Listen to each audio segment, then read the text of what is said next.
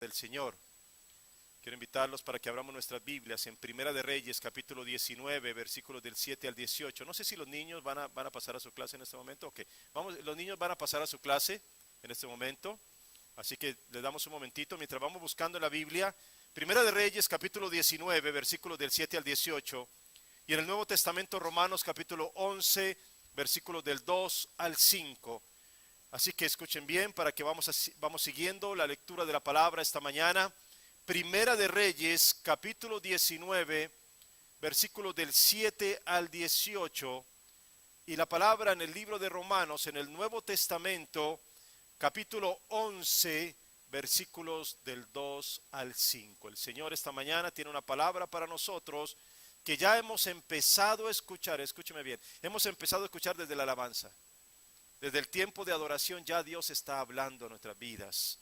El Señor ya está manifestándose con su poder y en el fluir del Espíritu de Dios que está con nosotros, como es su promesa y su realidad para nuestras vidas. Experimentamos la gloriosa presencia del Espíritu de Dios en nosotros y ahora el mismo Espíritu Santo abre nuestro entendimiento para que podamos comprender ahora esos misterios que van siendo revelados para los hijos de Dios. Aleluya.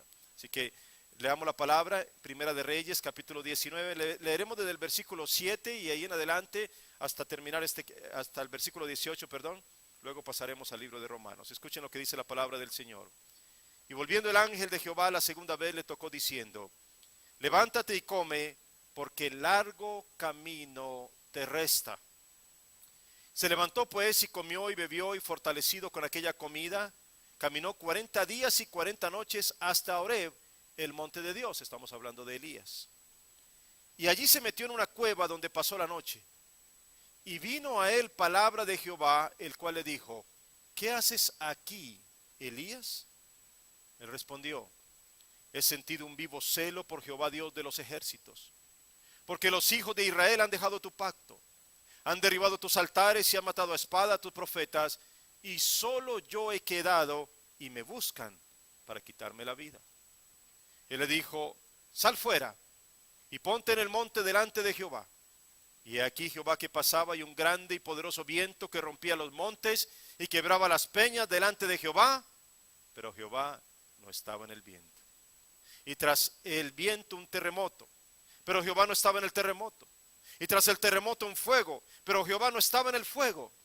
Y tras el fuego un silbo apacible y delicado. Y cuando lo oyó Elías, cubrió su rostro con su manto y salió y se puso a la puerta de la cueva. Y he aquí vino a él una voz diciendo: ¿qué haces aquí, Elías? Él respondió: he sentido un vivo celo por Jehová Dios de los ejércitos, porque los hijos de Israel han dejado tu pacto, han derribado tus altares y han matado a espada a tus profetas, y solo yo he quedado y me buscan para quitarme la vida. Y le dijo Jehová: ve, vuélvete por tu camino, por el desierto de Damasco, y llegarás y ungirás a Hazael por rey de Siria, a Jehú hijo de Nimsi ungirás por rey sobre Israel, y a Eliseo hijo de Safat de Abel-Meholá ungirás para que sea profeta en tu lugar. Y el que escapare de la espada de Hazael, Jehú lo matará, y el que escapare de la espada de Jehú, Eliseo lo matará. Y yo haré que queden en Israel 7,000, cuyas rodillas no se doblaron ante Baal, y cuyas bocas no lo besaron. Aleluya. Vamos al libro de Romanos, en el capítulo 11, los versículos del 2 al 5. Escuchen bien. ¿No ha desechado Dios a su pueblo, al cual desde antes conoció? ¿O no sabéis qué dice de Elías la Escritura? ¿Cómo invoca a Dios contra Israel diciendo: Señor, a tus profetas han dado muerte y tus altares han derribado, y solo yo he quedado y procuran matarme? Pero, ¿qué le dice la divina respuesta?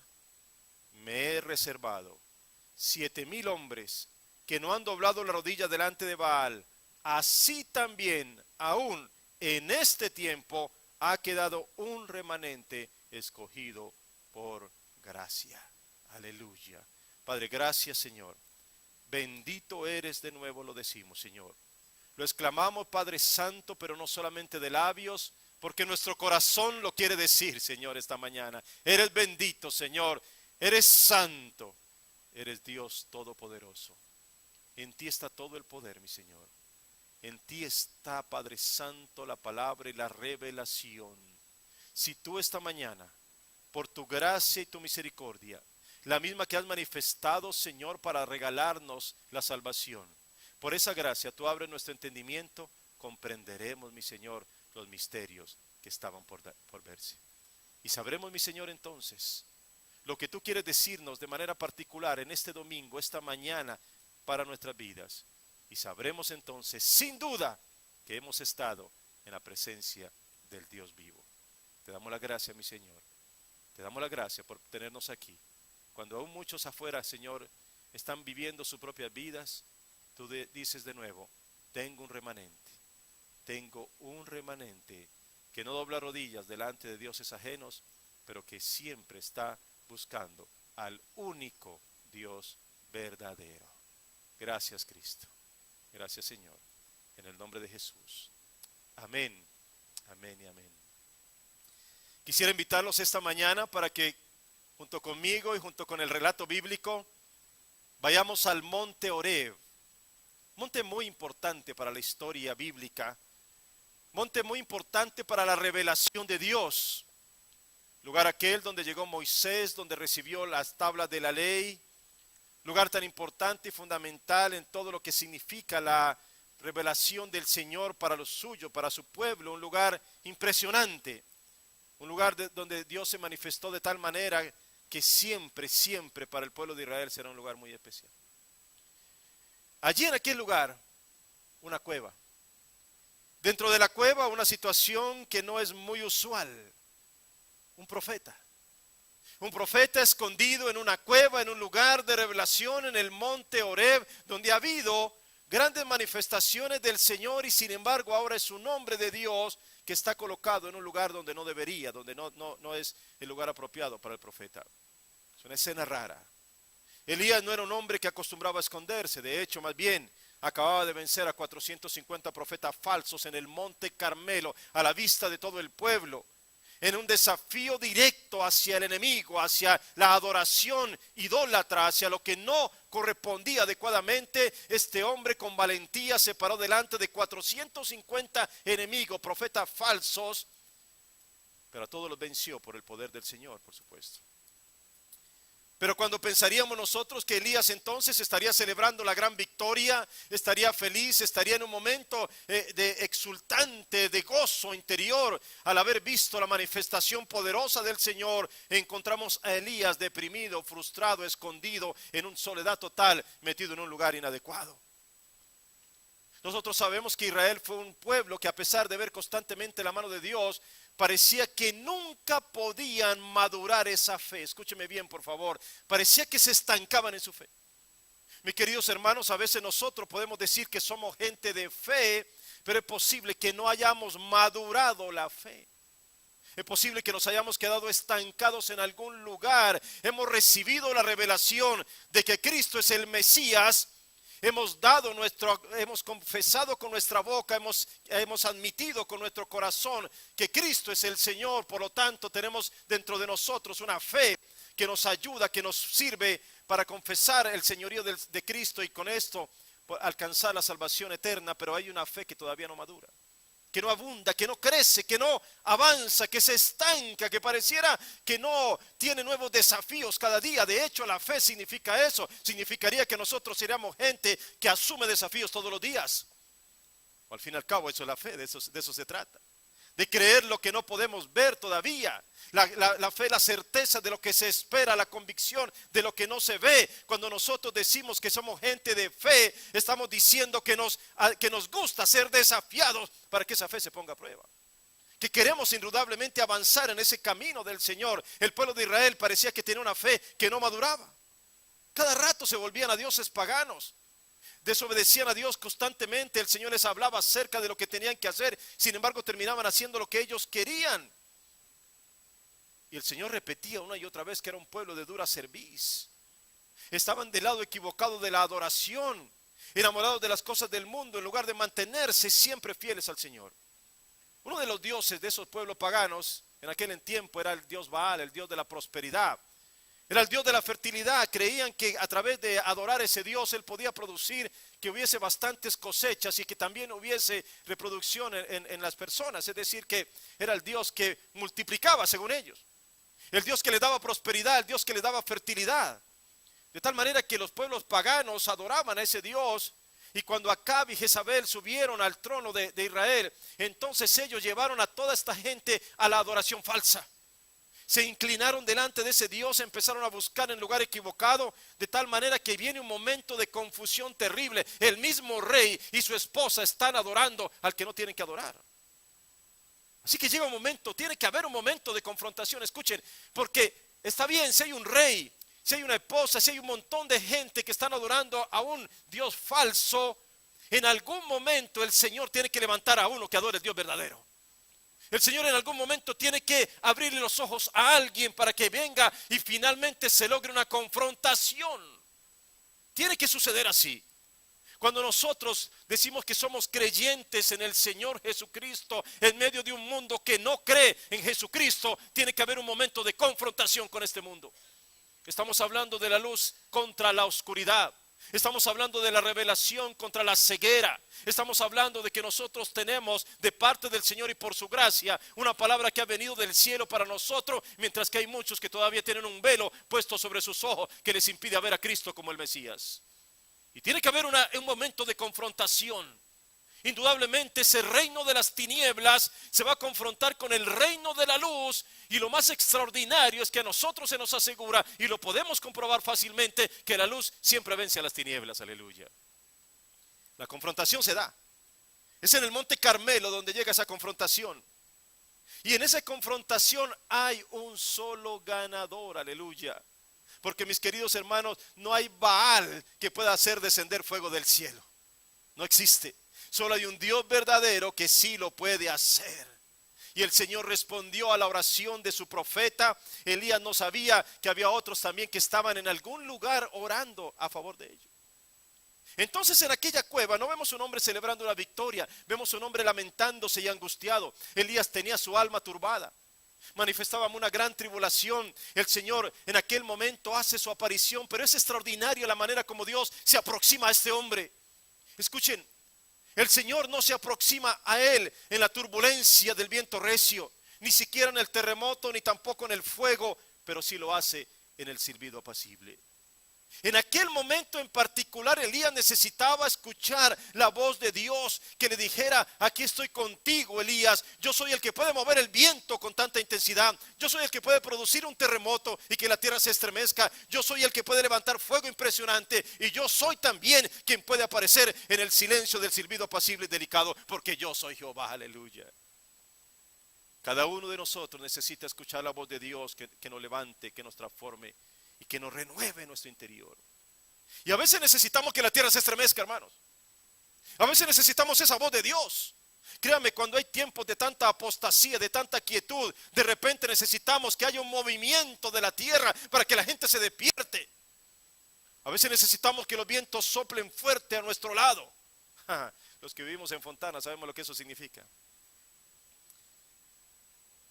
Pero también a veces necesitamos, hermanos, escuchar la voz de Dios en la paz de su silbo apacible. Yo no sé en qué momento de tu vida estés ahora. No sé si tienes alguna angustia en tu corazón. No sé si estás experimentando algún remensón en tu vida. Pero lo que yo sí sé es que siempre, en cualquier circunstancia de la vida, Dios tiene una respuesta para ti. Aleluya. Y hay días en los cuales nosotros necesitamos también meternos en la cueva como Elías, ocultarnos de los demás. Pareciera que necesitamos la soledad, el silencio, que nadie nos hable, que nadie nos moleste. Pero fíjense, en aquel momento hay una confrontación extraordinaria, porque aquí viene de nuevo la voz del Señor para confrontar la situación de su profeta. La pregunta que Dios le hace a Elías es: ¿qué haces aquí? ¿Qué estás haciendo aquí en este lugar? ¿Por qué aún estás escondido si yo te he puesto para ir a anunciar? Elías, ante la persecución que está teniendo por parte de Jezabel, lo único que tiene en su boca en aquel momento son quejas delante de Dios. La palabra que expresa Elías son: he sentido un vivo celo por Jehová, Dios de los ejércitos, pero estoy solo. Los hijos de Israel han quebrantado el pacto. Los hijos de Israel han derribado los altares, han matado a espada a tus profetas, y yo soy el siguiente en la lista. ¿Qué le parece? Eran las palabras de Elías. Era simplemente palabras de frustración. Elías está huyendo del acoso de Jezabel, pero siente que no tiene a nadie que lo pueda respaldar. Lo interesante es que ante estas dudas del profeta, escúcheme bien, el Señor realiza algunas manifestaciones en la naturaleza llenas de poder celestial. El grande y poderoso viento que rompía los montes, el terrible terremoto y enseguida el fuego. Imagínense ustedes a un profeta escondido en una cueva, deprimido, asustado, aislado, con temor a la persecución, pero afuera experimentando impresionantes manifestaciones de la naturaleza. Y sin embargo en ninguna de ellas se manifestó el Señor. Es como si en ese momento en particular el Señor le hablara a su profeta diciéndole: tu interior puede parecer incluso como un terremoto, como un fuego, pero yo no me presentaré a ti de la misma manera que está tu interior, porque quiero traerte paz en tu corazón. Vendré a ti en ese silbo apacible. Elías estaba en esa cueva. Qué curioso, mis hermanos. Aquel lugar, él había gastado 40 días y 40 noches para llegar a aquel lugar, el monte Horeb. Lugar tan impresionante, un lugar donde Dios se había manifestado de manera tan extraordinaria a Moisés en una llama de fuego en medio de la zarza. Allí fue donde estuvo 40 días y 40 noches en comunión con Dios el mismo Moisés, donde recibió las tablas de la ley. Posiblemente en esa misma cueva o en alguna de ellas fue donde fue escondido por Dios cuando él pasó proclamando su gloria. Y Elías llega a ese lugar. En aquel momento Elías no necesitaba una poder o provisión de Dios, que ya lo había recibido. Lo que necesitaba era intimidad con el Señor. ¿Te das cuenta de la clase de Dios que tú y yo tenemos? A Moisés se le apareció en el fuego de una zarza que no se consumía. A los discípulos se le manifestó como en un viento recio en el día de Pentecostés. A su pueblo se manifestó con truenos y relámpagos en el monte que humeaba, y a Elías en un silbo apacible y delicado. Aleluya. Y de repente viene la pregunta: ¿es este el mismo Elías del monte Carmelo? ¿Es este el mismo Elías que hizo grandes milagros y maravillas? ¿Es este el mismo Elías que con su oración hacía detener la lluvia o que lloviera de nuevo? Wow. ¿Es acaso el mismo varón que se levantaba como un poderoso león de aquellos tiempos, el conocido como el mayor de esos profetas del Antiguo Testamento? ¿Es el mismo Elías?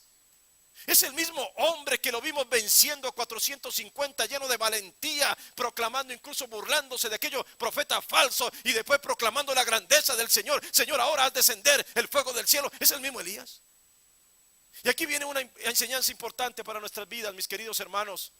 Porque, mis hermanos, la fortaleza no viene de nosotros mismos, la fortaleza viene de Dios. Era el mismo Elías en aquel momento. La fortaleza del Señor lo llenaba, y los fuertes solamente son fuertes cuando Dios los hace así, porque Él es nuestra fortaleza. Aleluya. En aquel momento Elías va a tener que ser confrontado por Dios mismo. El Señor le pregunta 2 veces: ¿qué haces aquí? ¿Qué haces aquí? Es todo un desafío. Los profetas de Dios no viven escondidos en cuevas o escondiéndose de los enemigos del Señor. La habitación de los escogidos de Dios no son las cuevas oscuras y solitarias. No, ese lugar es solo para los que huyen. Ese lugar es solo para los que se esconden. Pero el ejército de Dios no es ni de los que huyen ni de los que se esconden. El ejército de Dios es de los que se enfrentan con valentía a todo lo que tienen por delante. Elías, ¿acaso no dices que estás tú solo? ¿Que eres el único hijo de los hijos de Dios que aún se mantiene fiel? Ven, sal de esa cueva, que yo te voy a mostrar algo diferente. Porque tú estás llamado a seguir haciendo la obra de Dios sin importar la clase de enemigo que se levante. Porque tú tienes un llamado directamente para anunciar la voz del Señor. Porque yo te he levantado y te he sacado de donde estabas para que tú vayas proclamando las cosas que tienes que hacer. Aún tienes trabajo, Elías. Aún hay muchas cosas que tienes por delante. Hay reyes que tienes que ungir. Hay profetas que tienen que estar listos para recibir tu legado. La obra del Señor jamás se va a detener. Hoy en día entre el pueblo de Dios hay muchos Elías, hermanos. Pero no por el poder que tienen, sino porque andan escondidos, llenos de temor, asustados, pensando que el enemigo es demasiado poderoso, y prefieren estar en un lugar así que salir para poner sus dones al servicio del reino de los cielos. Y ahí está este profeta, que acababa de venir de ver cosas extraordinarias, y sin embargo ahora, mis queridos hermanos, está en una situación diferente. Deberíamos nosotros aprender en la vida que en lugar de estar siempre mirando nuestros problemas y quejándonos todo el tiempo, tenemos que empezar a mirar la grandeza de nuestro Dios. Cambiamos la perspectiva de las cosas, inmediatamente todo cambia. Déjenme les cuento algo. Antenoche, hermanos, amanecí en el hospital, en emergencia, con un terrible dolor en el estómago. Llegué a la 1 de la mañana junto con mi esposa. El dolor literalmente me estaba doblando, literalmente estaba doblado, no podía estar de pie. No aguantaba ni siquiera sentarme, era un dolor tan intenso, tan profundo. Me decían de 1 a 10, dime, ¿dónde está tu dolor? Yo decía 20. Realmente era una cosa desesperante. Estuve por 4 horas enfrente de ellos, no me atendieron. Me dijeron, no tenemos lugar para ti. Me dijeron, no, si quieres vete para otro lado. Así que estaba yo allí en medio de un dolor impresionante, retorciéndome por 4 horas, diciéndole, no aguanto más, ayúdeme por favor, no aguanto este dolor tan terrible. Pero para ellos yo era uno más de los que llegaba con la cabeza rota, el brazo partido, la fiebre intensa, el dolor de no sé qué, dolores por todas partes, en fin, había un montón de gente. Para mí era el dolor más intenso que existía sobre la tierra. Entonces no podía entender por qué no me atendían. Esperé por 4 horas en medio de ese terrible dolor. Como a las 4:30 de la mañana llegó una señora con otro terrible dolor, llorando, doblada, con su cabello sobre su cara para tratar de ocultar el llanto, y le sucedió exactamente lo mismo. No la atendían. Ella estaba tan adolorida, doblada del dolor, llorando, se levantaba, volvía y se acostaba. De repente, por un instante, yo empecé a mirar a esta señora y empecé a pensar de otra manera diferente. Había estado con tanto dolor, la intensidad del dolor que tenía tan profundo no me permitía pensar en nada. Trataba de orar y no podía, pero mi esposa estaba orando por mí todo el tiempo, oraba y oraba por mí. Pero cuando vi a esa señora, de repente empecé a sentir compasión por ella, no por mí. Empecé a cambiar la perspectiva y empecé a orar por ella. Lo que no pude hacer por mí, lo estaba haciendo por ella, así que empecé a clamar al Señor que le calmara el dolor a ella y no a mí. Mi esposa oraba por mí, yo oraba por ella, y cuando de repente, mis queridos hermanos, después de estar 4 horas allá sin ninguna medicina, sin ningún doctor y sin nada, de repente me doy cuenta que mi dolor había desaparecido completamente. Wow, gloria a Dios. Y de nuevo el Señor me enseña a través de cada acto, porque mis hermanos, yo salí de allí caminando, pero no había recibido absolutamente nada, ninguna atención. El Señor me enseñó de nuevo, pero también me dijo algo: tu dolor es importante, por supuesto, pero tú no eres el único que está sufriendo. Y si tú pones tu atención en ayudar a mitigar el dolor ajeno, yo me ocuparé de sanar el tuyo, porque la obra de Dios jamás se va a detener. Aleluya. Nuestro Dios nos enseña a través de cada acto de la vida y cada circunstancia que pasamos. Nuestro Dios camina con nosotros y está ayudándonos a mirar y abrir los ojos para que podamos ver las necesidades ajenas. Elías se había metido en esa cueva y solo pensaba en él mismo. El Señor le dice: tienes que salir de ahí, porque aún hay mucho camino por recorrer. Hay muchas personas que tienes que bendecir. Hay muchas personas a las cuales tienes que hablar y ungir. Los hijos de Dios, mis queridos hermanos, aprendemos a ver el mundo desde la perspectiva de Dios. Empezamos a mirar las cosas en otra manera. Así que te pregunto esta mañana: ¿a cuál Elías te estás pareciendo ahora? ¿Al que venció en el monte Carmelo, que sin ningún temor enfrentó a todos esos profetas falsos? ¿Al Elías que con seguridad oró para que la lluvia volviera y sabía con certeza que Dios lo iba a escuchar? ¿O aquel Elías deprimido, asustado, acobardado, que asoma su cabeza entre la cueva nomás de vez en cuando para ver si por ahí hay alguna Jezabel que lo está persiguiendo? Tú tienes la opción. Puedes quedarte lamentando toda la vida. Puedes quedarte en esa cueva toda la vida. Tú verás. La decisión tú la vas a tomar. El Señor no lo obligó ni lo sacó, lo llamó y le dijo: ven acá, sal de ahí, porque tu lugar no es la cueva toda la vida. Porque tú tienes un llamado de parte de Dios para hacer algo diferente. Cuando dejes de mirar tu propio dolor y empieces a mirar la vida en otras circunstancias, en otra manera, entonces el Señor te va a usar para grandes cosas. No siempre es hora de lamentarnos. Es hora de actuar en el nombre que es sobre todo nombre, porque en el nombre de nuestro Señor estamos en el lugar perfecto, en sus manos poderosas y benditas. Escuchen la respuesta de Elías. Escuchen lo que dice Elías: solo yo he quedado. Elías está diciendo: Señor, es que mira mi pobre condición. ¿Cuántas veces has dicho tú cosas como esa? Es que no soy importante para nadie, es que nadie me pone atención, es que yo soy solamente un despreciado más, es que no hay nadie que me apoye. Eso dijo Elías. Escúchenme, hermanos, eso dice Elías. Pero ¿qué dice la divina respuesta? Escúchenme, hermanos. Una cosa dice Elías, otra cosa tiene Dios para decir. Elías tiene una perspectiva. Su perspectiva sale de sus ojos hacia afuera, de su corazón y de su condición. Señor, estoy solo. Nadie me apoya. Todos son unos falsos. Todos se han desviado. Todos son unos idólatras. Pero ¿qué dice la divina respuesta?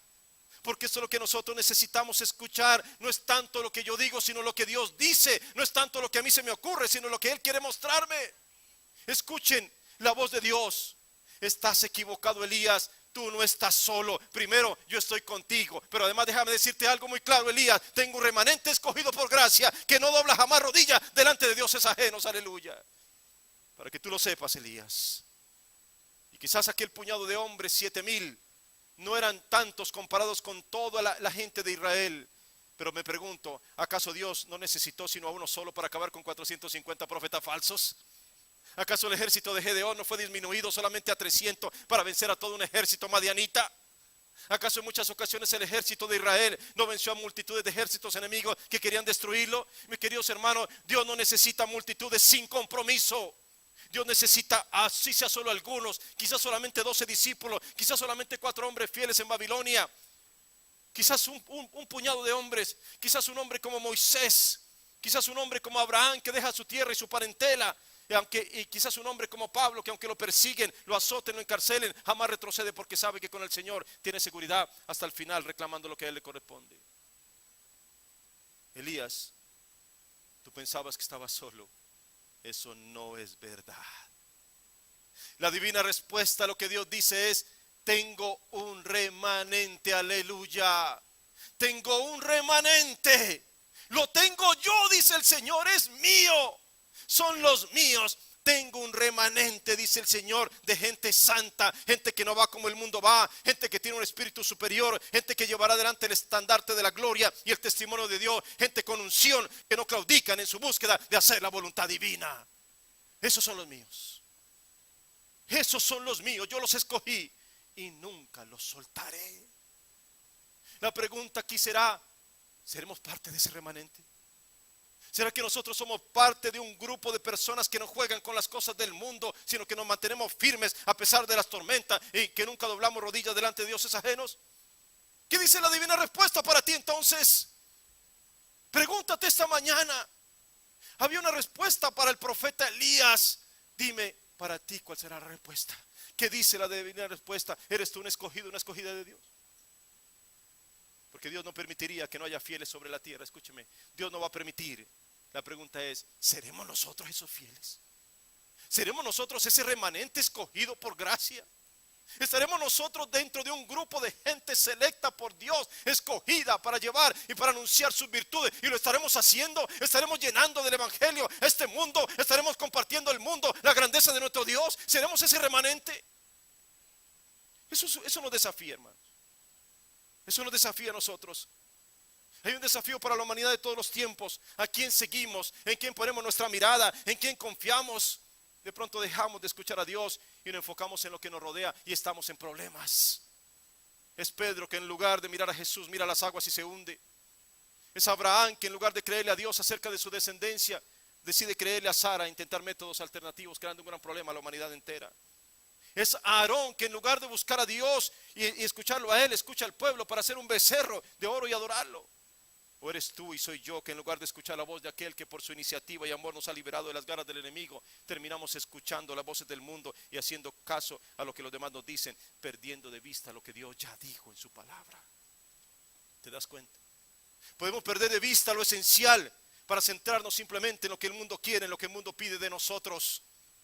Elías por un momento dejó de mirar y confiar en ese mismo Dios que le había respaldado siempre y decidió creerle a Jezabel y a sus amenazas. De repente encontramos a un profeta de Dios llamado para mostrarle al pueblo de Israel la grandeza del Señor. Lo encontramos mostrándole a Dios la desconfianza y el temor a su servicio. Sus palabras ya no eran las mismas que antes. Sus palabras no eran las de aquel que venció en el monte Carmelo, que desafió al propio rey Acab. Ahora sus palabras son las de un deprimido que no es capaz de enfrentar ni siquiera sus propios miedos. Señor, yo solo he quedado. Pero mire, hermanos, el Señor no está para consentirlo, sino para desafiarlo. Si tú pensabas que Dios te iba a consentir, estás equivocado. Dios te va a desafiar. Porque, mis hermanos, el Señor no está formando un grupo de gente consentida. El Señor está formando un ejército de hombres y mujeres valientes que sepan responder a los desafíos. ¿Qué haces aquí, Elías? No me vengas con tu cuento de depresiones. No me vengas con tu cuento de esas situaciones. Estás escondido en una cueva, estás huyendo en lugar de confrontar, estás escondido en lugar de estar activo. ¿Qué nos diría el Señor a nosotros hoy? ¿Qué haces ahí donde estás? ¿Estás todavía en el mismo lugar? Si yo ya te saqué de las tinieblas y te llevé a la luz admirable. No podemos quedarnos así toda la vida. El remanente no es un grupo de gente que huye, sino que está activa haciendo lo que tiene que hacer, porque Dios cuenta con cada uno de ellos. Mis queridos hermanos, el Señor lo confronta. La pregunta de Dios a Elías significa que no fue Dios el que lo llevó a la cueva. Fue Elías el que tomó esa decisión y se metió allí sin consultar a Dios. De lo contrario, Dios no le hubiera dicho de eso. El Señor lo confronta. Mire, nadie invita a alguien a su casa y cuando llega le dice, ¿qué haces aquí? ¿Qué estás haciendo aquí? Yo no te invité. Y tú sacas la tarjeta de invitación y dices, mira, aquí está. Me diste la dirección, me invitaste, entonces en lugar de decir, ¿qué haces aquí? Le dice, bienvenido, sigue. El Señor no le da una bienvenida a Elías a la cueva. Lo desafía para que salga de ella. Yo me pregunto, mis hermanos, si nosotros en lugar de estar haciendo lo que Dios nos está haciendo, lo que nos pidió que hiciéramos, estamos en lugar equivocado. Dios nos tiene que desafiar para que salgamos de allí. Elías está en Horeb, quejándose de que el pacto que allí se estableció, el pueblo lo rompió. Mire qué cosa interesante. Es como si Elías le dijera, Dios me envió para que le hablara a este pueblo acerca de su ley, pero como no la entiende, yo vuelvo aquí al lugar donde Dios la dio para decirle a Dios que este pueblo no quiere escuchar. En Horeb se escuchó la voz de Dios con gran poder, pero ahora en Horeb se escucha la voz de un profeta frustrado que le dice al Señor que Él es el único que obedece la ley. Elías está parado en un lugar de revelación, pero ahora no como el dador de la ley que fue Moisés, sino como el profeta que está listo para transmitirla. Y allí estaba de nuevo Dios, como la primera vez que envió a Moisés, pero ahora como el que de nuevo envía a Elías para que continúe con su labor de compartir esto. La diferencia, escúcheme bien, es que Moisés, cuando bajó de aquel monte, él vio toda la gente, el pueblo entero, escúcheme, el pueblo entero había doblado rodillas delante del becerro de oro. El pueblo entero se había corrompido. Le habían pedido al sumo sacerdote a Aarón que le hiciera una estatua. Y el mismo sumo sacerdote les obedeció. Le hizo el becerro de oro y se inclinaron delante de ese Dios, aparente Dios, para adorarlo. Pero Elías está confrontando una situación y el Señor le dice, a diferencia de Moisés, Elías, tú no estás solo. Porque no fueron todos los que se inclinaron delante de Baal. Yo tengo gente reservada que no lo ha hecho. Tengo gente que no dobla rodillas delante de él. Mis queridos hermanos, a través de toda la historia bíblica, Dios siempre ha tenido un remanente de gente fiel. Aquellos que no se olvidan de mirar hacia los cielos para clamar por ayuda y protección del Señor. Y Elías diría, 7,000, ¿dónde están? Yo no le conozco ni a ninguno. ¿Acaso ellos se enfrentaron a profetas falsos? ¿O ellos también han sido perseguidos por su fe? ¿O alguno de ellos está sufriendo como yo por obedecer a Dios? Pero aquí está, hermano, porque el Señor dice, basta con que yo lo diga y eso es suficiente. Yo los he reservado, yo los cuido. El remanente del Señor siempre ha estado en cada periodo de la historia, desde Noé, desde antes con Abraham y con la tribu de Leví, y en el tiempo de Daniel, y una y otra vez el remanente estuvo. Y ahí está el Señor, llevándonos por su gracia y sacándonos de la condición en la que estábamos para formar con nosotros un grupo de gente en la cual Él confía. La palabra dice en Mateo 24 que por haberse multiplicado la maldad, el amor de muchos se enfriará. La maldad de unos hace que otros se aparten, el mal testimonio de muchos hace que otros piensen que no vale la pena seguir en los caminos de Dios y mejor se vuelven a las cosas del mundo. Lo que estamos confrontando hoy en día es eso: matrimonios disfuncionales, hijos fuera del matrimonio, falta de caridad, falta de misericordia, suicidios. Podemos colocar todas estas cosas, mirarlas todos los días en los periódicos.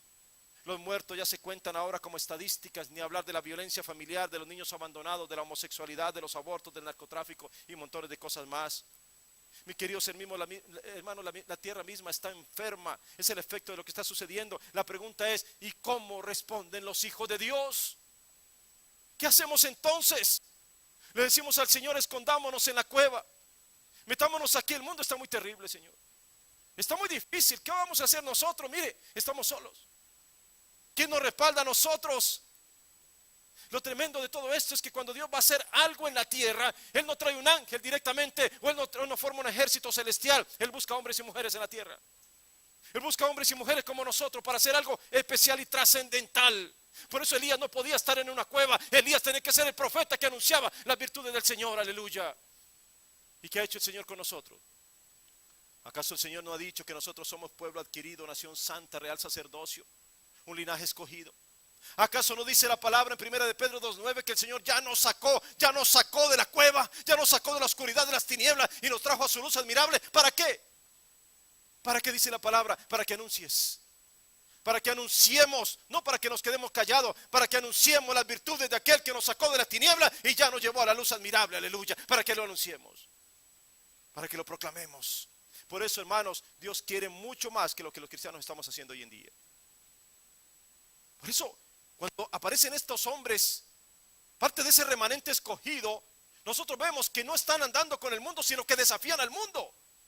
Juan el Bautista se paraba delante de los fariseos y les decía: ustedes son generación de víboras, ¿quién nos enseñó a huir de la ira venidera? Encontramos un hombre como Pablo que confrontaba a los paganos diciéndole: ustedes están adorando a un Dios que no conocen, están equivocados. Yo les voy a mostrar al Dios que vive, que reina, que venció la muerte, que no habita en templos hechos por manos humanas, porque su gloria es demasiado grande y su sangre me ha librado de la condenación eterna. Así se desafía el mundo. Así se desafía el mundo hoy en día. ¿Dónde están aquellos que se van a levantar con valentía en estos tiempos y van a decir: Señor, aquí estoy yo, aquí estoy para ti, Señor, yo quiero ser parte de ese remanente? Jamás me voy a apartar de ti, Señor, aunque venga lo que venga, seré tuyo por toda la vida, un remanente fiel hasta el final. Los nuevos David, los nuevos José, las nuevas Esther, los nuevos Gedeones. Y quizás tú no vas a aparecer en los periódicos, quizás no va a aparecer tu historia en los medios de comunicación, a lo mejor no vas a ser famoso, pero tu nombre estará escrito en el libro de la vida del Cordero con letras especiales, como parte de un remanente escogido por Dios. Aleluya. ¿Quién sabía que había 7,000 hombres que se mantenían firmes con Dios cuando todo el pueblo renegaba? ¿Quién lo sabía? ¿Quién lo sabía? Solo Dios. Solo Dios, que conoce el corazón de cada ser humano. Aleluya. Solo Dios, que se reserva a los suyos y los pone en lugares donde quizás no son tan evidentes, pero están haciendo una obra poderosísima. Quizás la anciana que está solita por allá orando en un rincón de su casa. Quizás el hombre que está doblando rodillas dentro de su closet todos los días ha puesto su lugar de oración. Quizás la familia que se toma de la mano cada mañana para proclamar la grandeza del Señor y colocarse en las manos del Dios bendito. Hay un remanente fiel. Hay hombres y mujeres que siguen adelante con la obra del Señor. Aleluya. El Señor sigue haciendo su obra, hermanos. Así ha sido siempre. Dios siempre tiene su remanente fiel. Te pregunto esta mañana: ¿es tu Dios el mismo Dios de José, que convirtió maldiciones en bendiciones? ¿Es tu Dios el mismo Dios de Job, el cual se reveló al Señor, ante el cual terminó diciendo: Señor, de oídas te había oído, mas ahora mis ojos te ven? ¿Es el mismo Dios? ¿Es tu Dios el mismo Dios de Daniel, soberano entre los dioses paganos, que cuidó de Daniel, incluso cuando lo llevaron a la cueva de los leones? ¿Es el mismo Dios? Es el mismo Dios de Abraham. Es el mismo Dios el cual proclamó Pablo: es el Rey de reyes y Señor de señores. Porque déjame decirte algo: si ese es tu mismo Dios, si tú lo has proclamado, si en tu corazón arde la misma llama que ardió en ellos, entonces somos del mismo linaje de Abraham, de David, de Elías, de Moisés, de los profetas y de los discípulos. Aleluya. Somos parte de un remanente escogido por la gracia del Señor. Gloria a su nombre. Bendito es el Señor. Aleluya. Aleluya. Mis queridos hermanos, proclamamos esa verdad hoy. Nuestro Dios no es Baal. Nuestro Dios no es el Dios de la prosperidad. Nuestro Dios no es el Dios del dinero. Nuestro Dios no es el Dios del poder. Nuestro Dios no es el Dios del placer. Nuestro Dios, mis queridos hermanos, no es el Dios de este mundo. Por eso, como diría Jonathan Cahn, hoy venimos a declarar que hay un solo Dios. Es el Dios de Abraham, es el Dios de Isaac, es el Dios de Jacob, es el Dios de Israel, es el Dios de las naciones. Solo Él es la roca sobre la cual nosotros existimos, y no doblaremos rodillas delante de Baal, y no doblaremos rodillas delante de leyes inmorales, y no vamos a doblar rodillas ante todo aquello que nos aparte de Dios. No doblaremos rodillas ante los designios de los hombres, poniéndolos por encima de los designios de Dios. No doblaremos rodillas ante los ídolos de los hombres. No nos vamos a inclinar delante de Baal, aleluya. Solamente doblaremos nuestra rodilla ante el Señor nuestro Dios todopoderoso. No tendremos otros dioses delante de Él, porque Él es el único Dios verdadero y nosotros en Él confiaremos. Algunos confían en sus riquezas, otros en su poder, otros en sus influencias, otros en sus armas, otros en sus propias decisiones, pero nosotros confiaremos en el único que podemos confiar, nuestro Señor Jesucristo, nuestro Dios, el nombre sobre todo nombre, sobre todos los reyes y sobre todo poder, aleluya. Confiaremos en el único nombre dado por el que podemos ser salvos. Confiaremos en Jesucristo, el Mesías, el único Salvador de este mundo, el Rey de Reyes, el Señor de Señores, el Juez de Jueces, la luz del mundo, la gloria de Israel, la piedra angular sobre la cual se fundó esta nación, la roca firme de nuestra salvación. Esa es nuestra única respuesta. Esa es nuestra única respuesta, porque Él es la única esperanza que este mundo tiene. El mundo entero puede volver a brillar con la luz del fuego de la presencia de la gloria del Dios vivo a través de Jesucristo, aleluya. ¿Habrá alguien aquí que quiera adorar a ese Dios? ¿Habrá alguien aquí que quiera levantarse en adoración al Señor? Pongámonos de pie esta mañana. Adoremos a ese Dios de una manera extraordinaria esta mañana. Démosle